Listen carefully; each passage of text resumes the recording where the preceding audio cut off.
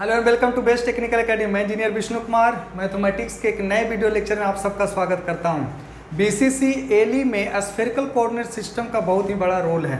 अभी तक हम लोगों ने कोऑर्डिनेट सिस्टम में पोलर कोऑर्डिनेट सिस्टम 2 डायमेंशनल में, और उसके बाद कार्टेशियन कोऑर्डिनेट 2 डायमेंशनल में, उसके बाद 3 डायमेंशनल की बात करें तो एक बहुत ही इंपॉर्टेंट सिलिंड्रिकल कोऑर्डिनेट सिस्टम हम लोगों ने पढ़ा था।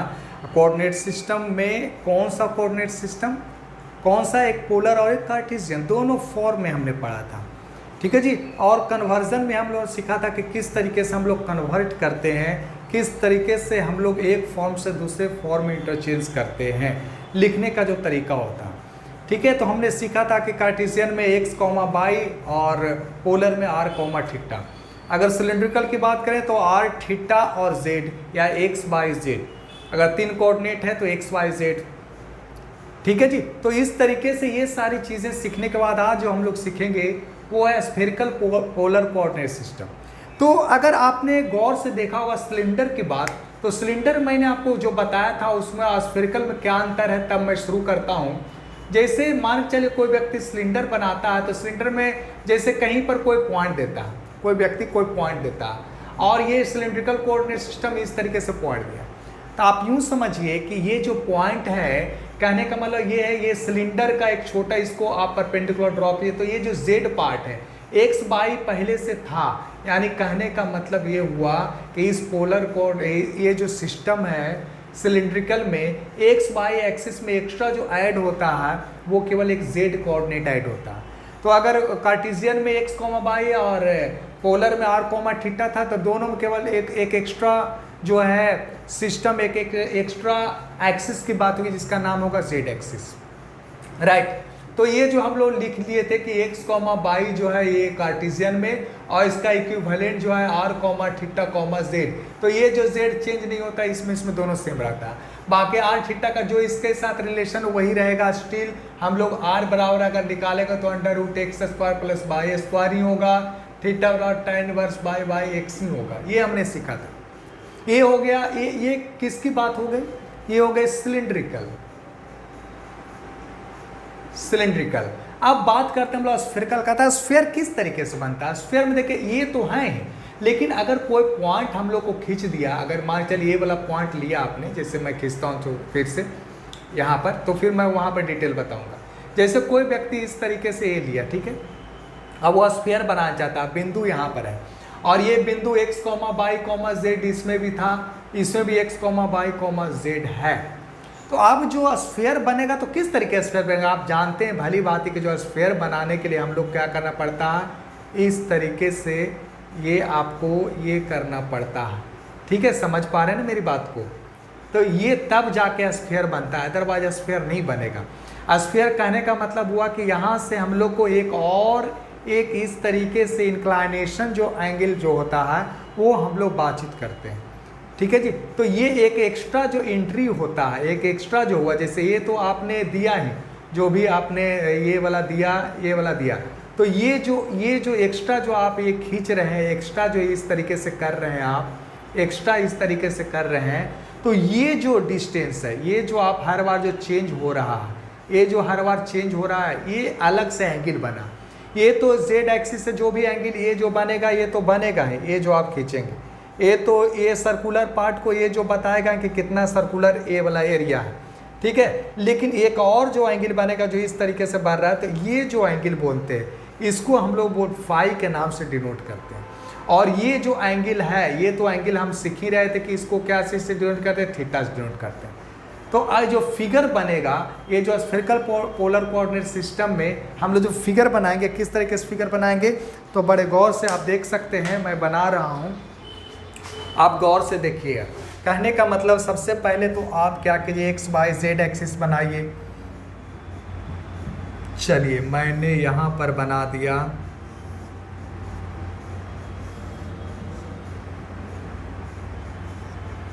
ये लगता थोड़ा टेढ़ा हो गया।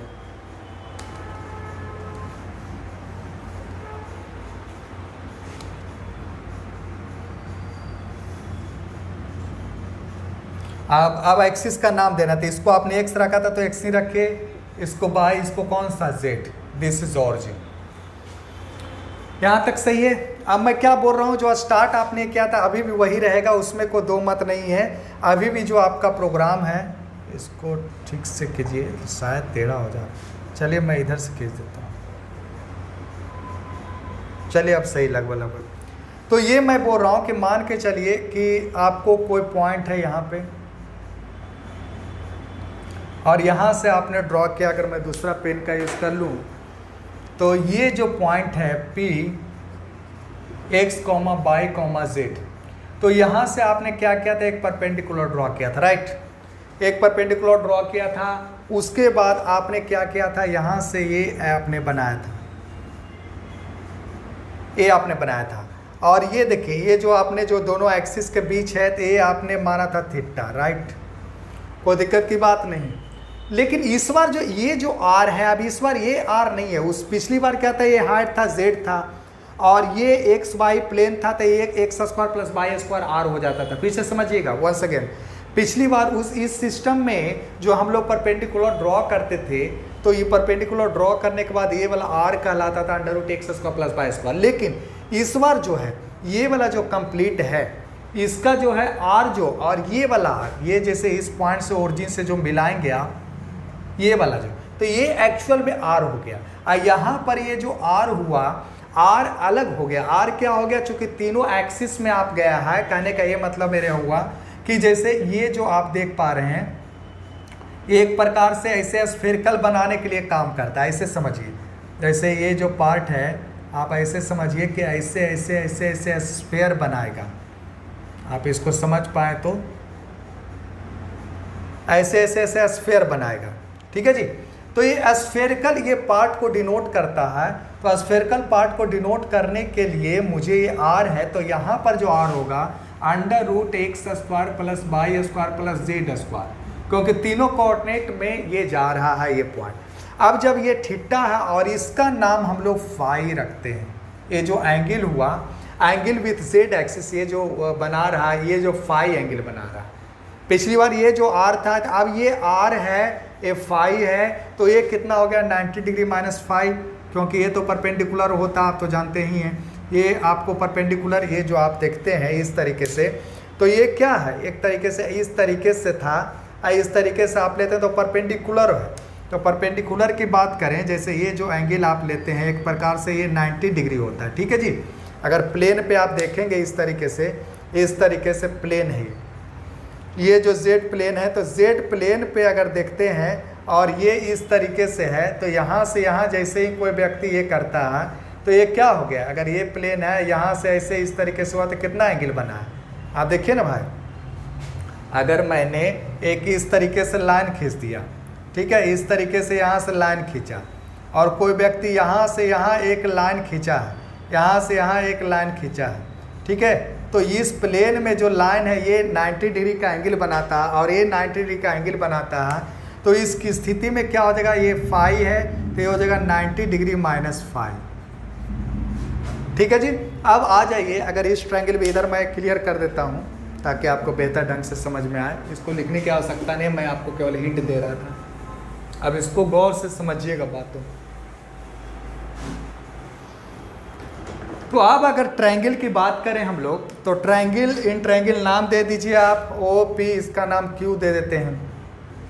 तो अगर ओ पी क्यू ट्रायंगल की बात करें हम लोग, अगर ये पूरे ट्रायंगल ओ पी क्यू एक ट्रायंगल बन रहा, तो इसमें अगर ये 90 डिग्री है तो ये हो गया आर, ठीक है। ये O P Q in triangle O P Q, ठीक है।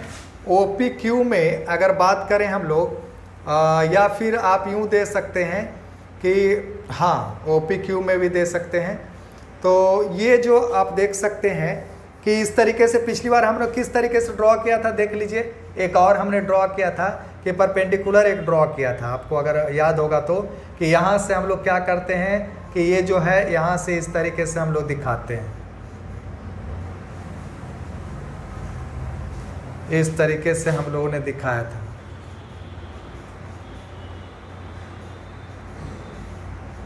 ताकि आपको ये पता रहे कि अच्छा यही है। लीजिए, अब ये इसके पैरेलल है,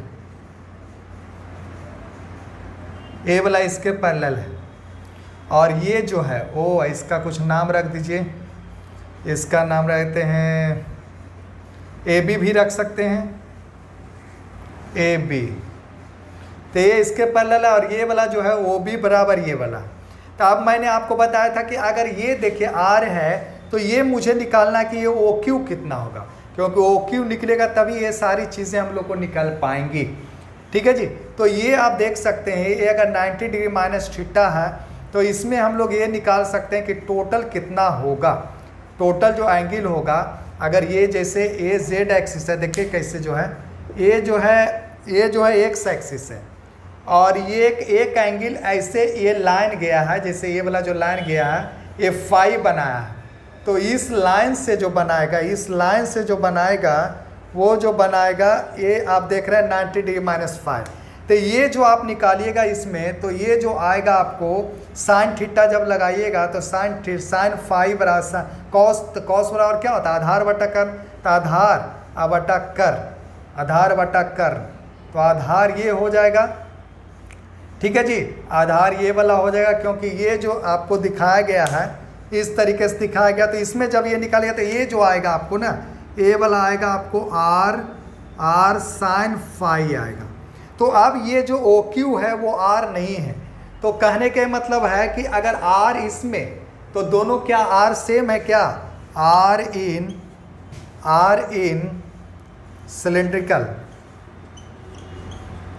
cylindrical coordinate is not equal to R in किसमें, स्फेरिकल। क्यों? क्योंकि इसमें R under root X square plus Y square plus Z square, उसमें आर क्या था, under root X square plus Y square. क्योंकि ये वाला जो है ये बता रहा है कि एक्स में इतना गया ओ ए, और ये क्या बता रहा है, बाई में गया इतना। ये वाला जो ओ बी है, ये जो ओ बी देख रहे हैं आप बाई में, यानी एक क्यू जितना है। तब ये निकालने के लिए मुझे इसमें जो है, इसमें निकालने के लिए मुझे क्या करना पड़ेगा, तो आप देख सकते हैं कि ए क्यू मुझे पहले तो ओ ए निकालना पड़ेगा। ओ ए निकाल लिया, अब आर साइन फाई निकाल गया। तो इस ट्रायंगल में देख लीजिए साइन थीटा बराबर लंब बटा कर्न कॉस थीटा बराबर, इस तरीके से निकालिए। In triangle O A Q है ना, in triangle O A Q direct निकालिए। In triangle O A Q, in triangle O A Q, in triangle O A Q sine theta बराबर लंब बटा कर्न, या ए क्यू बटा कर्न है ना जी। तो कर्ण जो है 90 डिग्री, ये तो आप समझ रहे हैं कि कर्ण यही वाला होगा। ठीक है जी, कर्ण यही वाला होगा, क्योंकि ये जो है ये भी 90 डिग्री का एंगल बनाता, आपको पता है इसमें। तो ये 90 डिग्री का एंगल बनाता, तो एक कर्ण हो गया। तो आर साइन फाई, इसलिए क्यू बराबर क्या आ गया, R sine phi into sine theta. आप देखिए कॉस थीटा बराबर निकालिए, कॉस थीटा बराबर आधार बटा कर्न। तो आधार बटा कर्न निकाल लीजिए, कॉस थीटा आधार यानी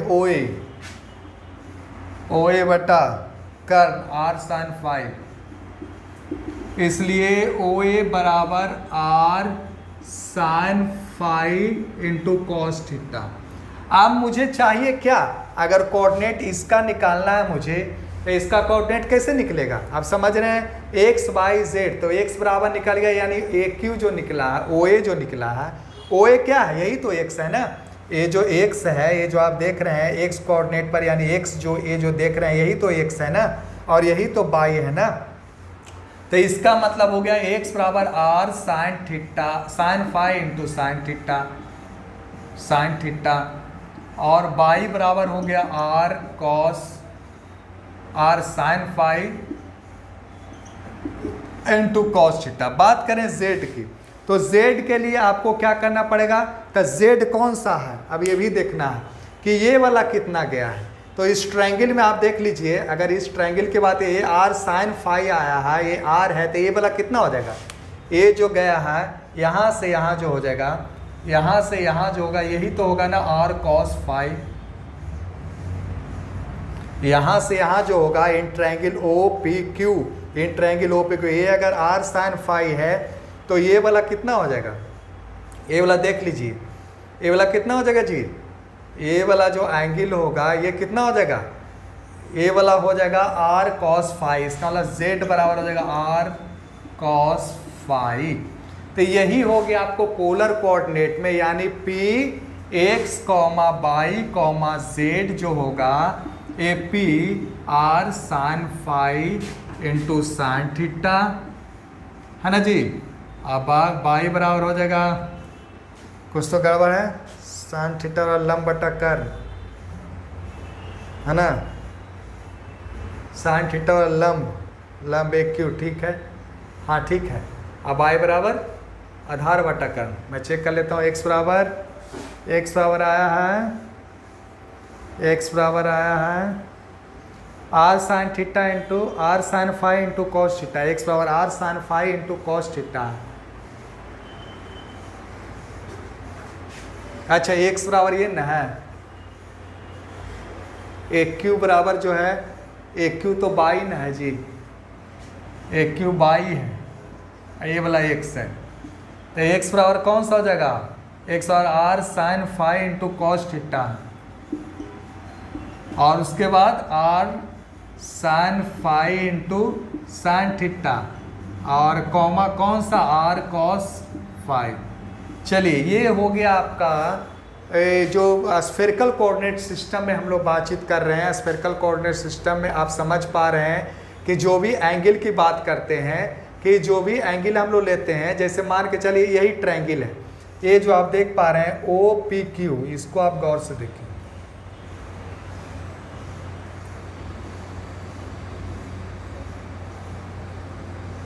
इस ट्रायंगल में अगर आप देखते हैं तो आप देख सकते हैं कि ये अगर 90 डिग्री है,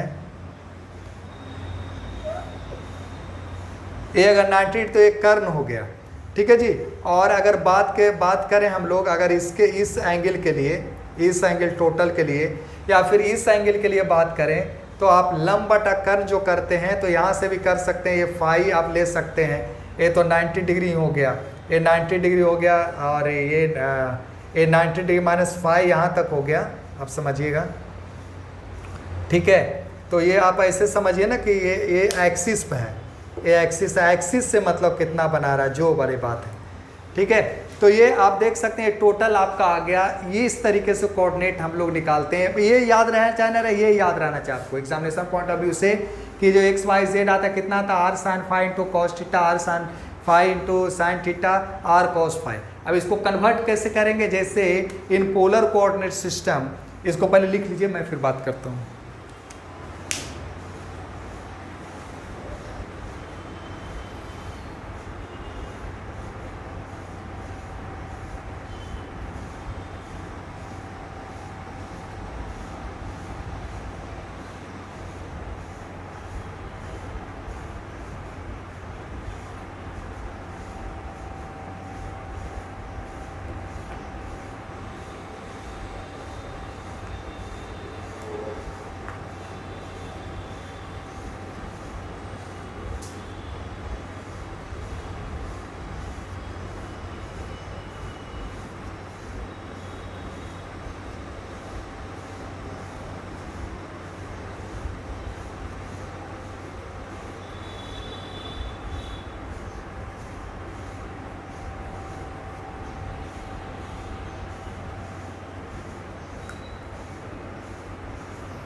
तो चलिए ये आप समझ पा रहे होंगे। चलिए फिर से मैं यहाँ रिपीट करता हूँ, ए फाई है तो ए भी फाई हो जाएगा, और ये पूरा ये वाला एंगल जो है ना 90 डिग्री माइनस फाई होगा। तो ये आप देख सकते हैं इन ट्रायंगल ये वाला आप निकालिए तो आर साइन फाई आएगा, इन ट्रायंगल ये ओ पी क्यू। अब बाकी आगे कीजिएगा। चलिए अब एक क्वेश्चन है कि जैसे मुझे कन्वर्ट करना है, दिया हुआ है कि p -3 -1 -4, p दिया हुआ है -3 -1 -4, ये दिया हुआ। अब मुझे कन्वर्ट करना है इसको, ये दिया हुआ है, इसको कन्वर्ट करना उसमें कि जो पोलर कोऑर्डिनेट आएगा वो कितना आएगा। तो सर उसके लिए हमको निकालना क्या पड़ेगा, इसको अगर कन्वर्ट करना है तो मुझे सबसे पहले क्या निकालना पड़ेगा, इसके लिए r निकालना पड़ेगा। तो r बराबर क्या हो जाएगा, इसको कन्वर्ट करना है इन पोलर स्फेरिकल कोऑर्डिनेट। तो ये स्फेरिकल कोऑर्डिनेट में अगर करना है तो मुझे सबसे पहले क्या करना पड़ेगा बताइए, सबसे पहले क्या करना पड़ेगा मुझे, सबसे पहले मुझे -3 -1 -4 यानी ये x y z दिया हुआ है, इसको मैं मिटाता हूँ, ये आपने लिख लिया होगा। चलिए इसको देखिए कैसे सॉल्व होगा। तो ये सबसे पहले आपको क्या हो गया, यानी कहने का मतलब है कि p x, y, z दिया हुआ है p -3 -1 -4, ठीक है जी। इसलिए r पहले निकाल लीजिए, √x² + y² + z², हो गया -3 का स्क्वायर प्लस 1 का स्क्वायर प्लस -4 का स्क्वायर। तो ये हो गया आपको कितना हो गया जी, √3 3 9 9 1 10 10 16, जो भी आ जाए, कितना आया है 26 चाचा 16 16 16 9 15 25 से √26 है, √26 आया है, जो भी आ जाए √26, इसको आएगा 5.1। चलिए अब मुझे क्या निकालना है, मुझे निकालना है sin phi cos थीटा, मतलब मुझे निकालना है r थीटा फाई में, यही ना जी, कि मुझे यही निकालना होता है कि r sin phi sin theta ये सब निकालना होता है। तो sin phi sin थीटा ये सारी चीज़ तो आपको पहले से पता है, जैसे sin theta into sin phi, x और y का भी मान निकालना अगर x y z का, तो मुझे निकल सकता है sin phi कैसे निकलेगा, तो sin phi देख लीजिए, sin phi बराबर लंब बटा कर्ण, तो r sin phi तो है ही, मतलब sin phi into sin theta. अगर एंगल की बात करें, चूँकि हमको एंगल निकालने की बात होती है, sin theta into sin phi form में लिखना cos थीटा, तो यहाँ से मुझे करना क्या पड़ेगा, sin phi निकालना। तो sin phi की बात करें तो मुझे ये देखना पड़ेगा ना कि sin phi कितना होगा, तो आप देख सकते हैं कि ये वाला कितना हो गया, ये पहले ये वाला निकालिए r sin phi, तो ये तो सिंपल सी बात है, जितना x दिया y दिया यही वाला होगा, r जो sin phi ये वाला जो होगा ये कितना होगा, ये हो जाएगा आपको ये वाला जो हो जाएगा √ कितना स्क्वायर हो जाएगा, -3 स्क्वायर r sin phi बराबर, इसको डायरेक्ट लिखिए कि r sin phi का जो वैल्यू होगा, r sin phi का जो वैल्यू होगा वो होगा -3 का स्क्वायर प्लस -1 का स्क्वायर, है ना जी, दोनों को ये कर देना, तो कितना हो गया 3 3 का √10 हो गया, ठीक है, इतना समझ में आई बात। अब जो हमको निकालना है, क्या निकालना, cos थीटा, तो cos थीटा तो आप समझ ही रहे हैं कितना होगा, cos थीटा कितना होगा, cos थीटा जो होगा वो cos थीटा बराबर आधार बटा कर्ण, यानी x y ये वाला, यानी x y, तो x कितना है, x है -3 अब बटा √10 हो गया, ठीक है जी। अब आपको निकालना क्या क्या है, r sin phi into cos theta, आएगा r sin phi into sine theta, sine theta कहता तो कितना होता, साइन थीटा बराबर लंब बटा कर्ण, यानी बाई -1 बटा √10। अब बस दोनों को गुना मल्टीप्लाई कर दीजिए, तो इसका मतलब हो गया कि r sin phi into cos theta √10 into sine phi into cos theta, तो sine phi into cos theta, ये माइनस ये आ गया, अब -3 बटा, देखिए आ रहा है कि नहीं आ रहा है, कट गया तो कितना आ गया -3 आया, लेकिन मुझे इसको एंगल के रूप में लिखना, तो एंगल निकालना कि एंगल कितना होगा, थीटा और फाई निकालना जो मेन मुद्दा है। तो थीटा फाई कैसे निकलेगा जी, ये आपने लिख लिया ना, थीटा फाई निकालने के लिए इसको मैं क्लियर कर दूँ इस फिगर को, चलिए इसको मैं क्लियर करता हूँ। थीटा फाई कैसे निकलेगा, तो आप लिख लीजिए, मैं लिख देता हूँ कि जो फाई होगा tan inverse z y √x² plus y², ये लिख लीजिए आप, और थीटा जो होगा tan इनवर्स, थीटा तो जानवे करते हैं कितना होगा, y x ही होगा, यानी y बटा √x² प्लस y², y बटा √x² प्लस y², ये आप इसको y बटा x है, y बटा x है। चलिए इसको फटाफट आप लिख लीजिए, tan इनवर्स y बटा x, ये जो निकालेंगे तो ऐसे ही निकालेंगे, ये जो निकालेंगे तो इस तरीके से निकालेंगे।